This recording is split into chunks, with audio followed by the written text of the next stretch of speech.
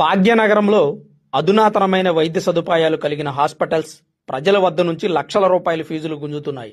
ఈ విషయం గతంలో అనేక సార్లు ప్రభుత్వాల దృష్టికి వెళ్లినా సరైనటువంటి చర్యలు తీసుకోకపోవడం వలన వారి ఆగడాలు ఇంకా పెరిగాయి. ఈ మధ్యకాలంలో వెలుగులోకి వచ్చిన హైదరాబాద్ గచ్చిబౌలిలోని ఏఐజీ హాస్పిటల్లో జరిగిన ఉదంతం ఇది. ఆంధ్రప్రదేశ్ మాచర్లకు చెందిన శివన్నారాయణ అనే వ్యక్తి 2022లో కిడ్నీ వ్యాధితో బాధపడుతున్న తన భార్యని ఏఐజీ హాస్పిటల్లో జాయిన్ చేశారు. హాస్పిటల్ యాజమాన్యం 79 సార్లు మెరోప్లాన్ ఇంజెక్షన్ ఆ రోగికి ఇచ్చింది. అయితే ఒక్కొక్క ఇంజెక్షన్కి 4,750 రూపాయల 19 పైసలు శివన్నారాయణ నుంచి వసూలు చేసింది. ఈ విషయం మీద కన్జ్యూమర్ కోర్టును ఆశ్రయించాడు బాధితుడు శివన్నారాయణ.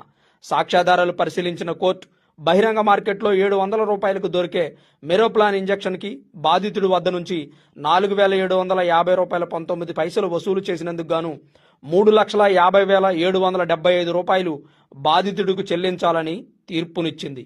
అదనంగా 30,000 రూపాయలు పరిహారం, 10,000 రూపాయలు పిటిషన్ ఖర్చుల నిమిత్తం, దానితో పాటు ఆసుపత్రి వినియోగదారుల సంక్షేమ నిధికి 1,00,000 రూపాయలు చెల్లించాలని వినియోగదారుల వివాద పరిష్కార కమిషన్ ఆదేశించింది. ప్రజలు ఆరోగ్యం బాగు చేసుకోవడానికి హాస్పిటల్స్కు వెళుతుంటే ఆరోగ్యంతో పాటు ఆస్తులు కూడా హాస్పిటల్ యాజమాన్యం కాజేస్తుంటే ఎవరికి చెప్పుకోవాలి? ఇలా ప్రజల రక్తాన్ని పిండి పిప్పి చేసే హాస్పిటల్స్ దేశవ్యాప్తంగా అనేకం ఉన్నాయి. వాటి మీద ప్రభుత్వాలు దృష్టి పెట్టాల్సిన అవసరం ఎంతైనా ఉంది.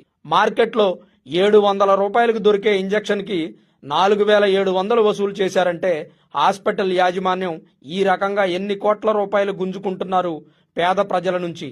ఈ విషయం మీద ఒక్కసారి ఆలోచించాల్సిన అవసరం ఉంది.